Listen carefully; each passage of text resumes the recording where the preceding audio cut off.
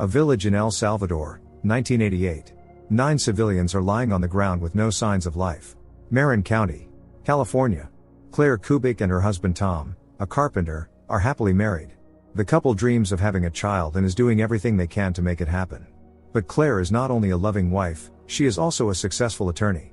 In short, life follows its usual course until one night Tom is awakened by strange noises, as if someone has broken into the house. Telling his wife to lock the bedroom door, Tom goes to check what is going on. Some guys who have broken into their house smash a window and run away. Judging by the look of it, they were teenagers. Claire calls the police. Soon the couple goes to Union Square in San Francisco to do some Christmas shopping. Every time Claire sees passers-by with babies, she feels an extraordinary rush of tenderness. At some point Tom feels that something is wrong, but it is already too late. The man is surrounded by agents from the Federal Bureau of Investigation and arrested. Claire has absolutely no idea what is happening. Wasting no time, she tries to find out how this could have happened, pointing out that the arrest warrant was issued for a certain Ronald Chapman, while her husband's name is Tom Kubik. It must be a database error. Special Agent Mullins explains that the computers are not to blame, the police department is. After the break-in at the Kubik's house, they took everyone's fingerprints, and then discovered that Claire's husband's prints were on file with military intelligence. Claire still does not understand what her husband has been arrested for. Unfortunately, Agent Mullins cannot tell her, because the case falls under the jurisdiction of a military court. National interests are involved. Claire is picked up from the police station by her sister, Jackie Grimaldi. They have never been especially close, and this is the first time they have seen each other this year. Claire goes to the U.S. military base San Lázaro in California. The woman is met by Major James Hernandez, who once served with Ron in the Marine Corps. Claire is still at a loss because if all of this is true, she never truly knew her husband. Finally, Claire is allowed to see Tom for the first time since the arrest. They look at each other through bulletproof glass. Claire is the first to break the silence, asking whether his name really is Ronald Chapman. He confirms that it is. Ron says he had no choice, while at the same time insisting that he did not do what he is accused of. His attorney will be Lieutenant Terrence Embry. Claire is left speechless, unable to understand how such a young guy could possibly defend Ron in a military court. Pulling herself together, Claire demands that Lieutenant Embry let her see the charge sheet. Embry shows her the document, explaining that Ron is accused of desertion, murder and disobeying a superior officer. Major Lucas Waldron has been assigned as the military prosecutor. Since Embry is very inexperienced, Claire intends to defend Ron in court herself. She refuses to believe that he could be a criminal.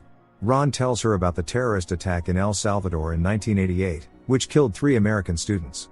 Ron's platoon was tasked with getting to the leader of a criminal group, Denny Sicona. The order was given personally by Company Commander Bill Marks, who is currently a brigadier general and a special representative in Congress.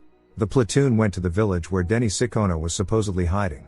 They thought it would be a routine operation, but then shooting broke out. By the time Ron ran to the other end of the village, 9 people were already dead. At that moment Ron snapped and attacked the man who had done it, James Hernandez, the company's executive officer. Claire remembers that Major James Hernandez had approached her earlier in the hallway and introduced himself. So according to Ron, Marks and Hernandez framed him because he was not going to keep his mouth shut. The news of the former Marine's arrest has already made newspaper headlines. Claire realizes that she cannot handle this alone, so she needs someone who has already dealt with a military court. And her boss, Alex Franklin, finds such a person for her, Charles Grimes, a former military attorney. He asks her to understand that military justice has nothing to do with justice, so the best solution would be to make a deal with the court. Claire, however, has no intention of giving up. Jackie has been evicted from her apartment for non-payment, so for now she is staying with her sister. In the morning, Embry picks Claire up so they can continue working on the case. Charles, despite what he said yesterday, decides to join them. Embry warns Claire that Mr. Grimes is a heavy drinker, although Charles assures her that he has been sober for 302 days. Colonel Farrell will serve as the judge.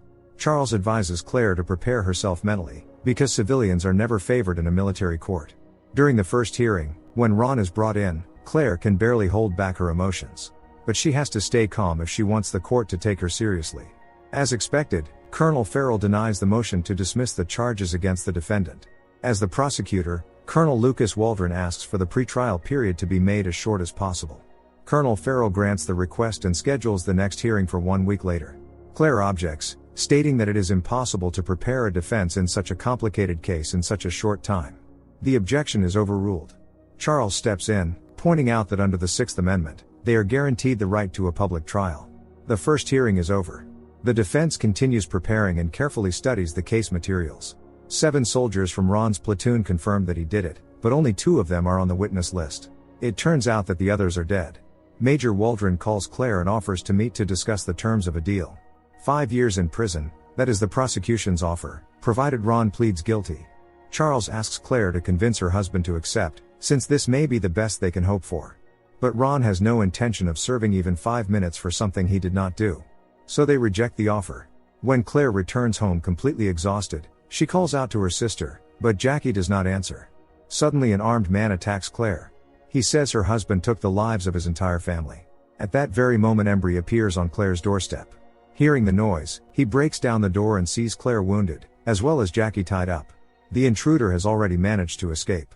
Obviously this was an attempt to scare them and force them into taking the deal. Sensing that his wife does not fully believe him, Ron says he wants to take a polygraph test. Major Hernandez unceremoniously enters the visiting room and demands that Ron plead guilty. Unable to restrain himself, Ron lunges at Hernandez. A fierce fight breaks out between them. Ron successfully passes the polygraph test. According to the results, he had nothing to do with the deaths of the 9 civilians in El Salvador. This finally convinces Claire of her husband's innocence. The day of the 3rd hearing arrives. Lieutenant Colonel Lapierre testifies, claiming that there are witnesses who saw Ron Chapman fire the shots. Charles objects, pointing out that most of the witnesses are dead, something Lapierre had not been aware of. The lieutenant colonel falters, getting tangled in her own testimony. Claire accidentally finds out that her sister has started an affair with Embry. Claire is upset and angry, afraid that it will distract Terrence. Why can Jackie never be responsible? Claire becomes paranoid. The woman feels as if she is being followed wherever she goes. At a supermarket, a man approaches her and introduces himself as a polygraph instructor. He trains special agents, so that if they are captured by the enemy, they can easily assume new identities and deceive a polygraph. That means their lies are not really lies. Claire is full of doubts again. If her husband lied to her for 12 years, why would he be telling the truth now? Ron admits that he was trained in a technique that allows him to deceive a polygraph, but that does not mean he was trying to hide the truth from her. Claire cries as she holds him. She desperately wants to believe. The people trying to make Ron the scapegoat are watching their every move and will do everything they can to turn them against each other. On Friday evening, Charles goes to a bar, where he spots Embry drinking with Waldron. Major Hernandez is there too. Several soldiers, egged on by Hernandez, beat Charles up. He is sure that Embry is involved and tells Claire everything. That would explain how Waldron knows about their every move. Someone is clearly leaking information. The suspicion logically falls on Embry, even though he denies it. Who else knows everything if not him? Claire fires the young man. At the next hearing Major Hernandez testifies, claiming that Ron Chapman showed cruelty toward civilians during the operation in El Salvador. Claire counters by saying there is no evidence except the questionable words of the witnesses, most of whom are also no longer alive. Late in the evening Charles meets Troy Abbott, one of the surviving witnesses at a motel. After what happened in El Salvador, he ended up in prison, but it had nothing to do with those events. Troy offers Charles a drink. He cannot resist and takes a sip. Very drunk, Troy reveals that he was forced to lie about seeing Ron shoot. In reality Troy did not see who exactly fired the shots. He does not know that the conversation is being recorded. Outside her house, Claire sees a suspicious car with someone inside. Someone is clearly watching her. Not wanting to become the victim of another attack in her own home, Claire locks the door and calls 911. Someone starts jiggling the door handle. It turns out to be only Charles. Claire sees that he has been drinking. The man says he did it only for the good of the case, and hands her a tape recorder with Troy Abbott admitting that he gave false testimony. However, everything goes wrong at the start of the next hearing, when Waldron announces that the prosecution witness, Troy Abbott, has disappeared. Claire and Charles in turn present Colonel Farrell with the recording of Abbott's confession. The judge however refuses to admit the recording, because there is no proof of its authenticity. Since there are no more witnesses for today, the hearing is adjourned. At Claire's house, Charles finds a listening device. Apparently it was installed when the phone was connected. This means Embry was not leaking information. Charles advises Claire to meet with Brigadier General Bill Marks in person.